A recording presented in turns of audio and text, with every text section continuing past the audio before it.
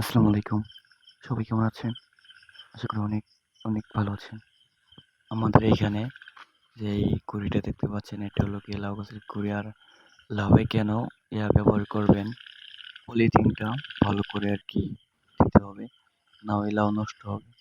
Polythene দেওয়ার কারণ হলো লাউগুলো যেন সুস্থ থাকে এবং ঠিকমতো আরকি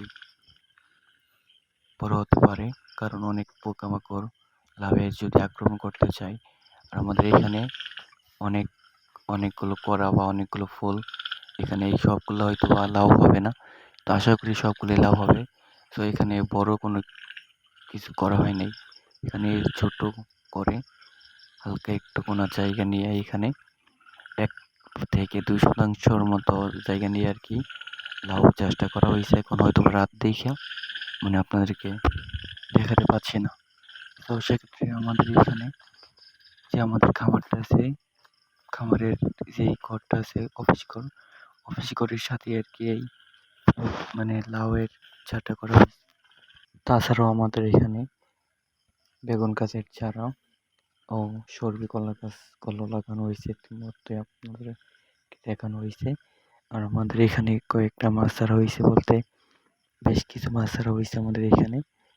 তো মাছের জন্য আমরা ইয়াগুলো ব্যবহার করি, খৈল, বসি, ভুট্টা ও খাদ্য মানে আরেকটা মেডিসিন একসাথে ব্যবহার করে আরকি মাছের জন্য আরকি খাদ্য তৈরি করা হয়।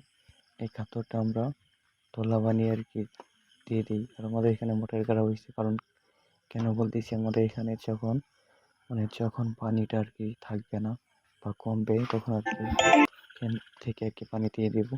আর আমাদের এখানে এই ঘরটা দেখতে পাচ্ছেন, এখানে কিন্তু এখনো কোনো কিছু শুরু হয়নি। বলতে আমরা গরুর ফার্ম করব কয়েকদিন পরে। আর এই খৈলগুলো আরকি মাছের জন্য এখানে কেরা হয়ে গেছে। এক সপ্তাহ আগের বীজাণু দেইখা কেরা হয়ে গেছে। আর আমাদের এখানে এখনো কোনো কিছুই শুরু হয়নি, শুধু মাছ ছাড়া হয়েছে কয়েকটা। আর জাস্ট চর্বি কলা পুঁগি লাগানো হয়েছে। আর আমাদের এখানে প্রত্যেকটা জিনিস ভালো ১ নাম্বার লাগানো হয়েছে, কারণ আমরা চাচ্ছি যে একটা জিনিস বেশি দিন যেন টিকে, টাকার কোনো ফ্যাক্টর না। তো একটা জিনিস টিকে থাকাই হলো ফ্যাক্টর।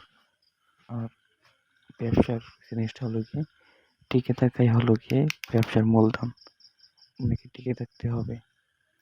আর এখন রাত, ফোনের ক্যামেরা চালু থাকাকালীন যে লাইটটা অন করা হয়েছে ওইটাতেই আপনাদেরকে দেখানোর চেষ্টা করছি এতক্ষণ পর্যন্ত। অন্য সময় দেখে নেবেন। খামারের ভিডিওগুলো ভালো থাকবেন। আসসালামু আলাইকুম।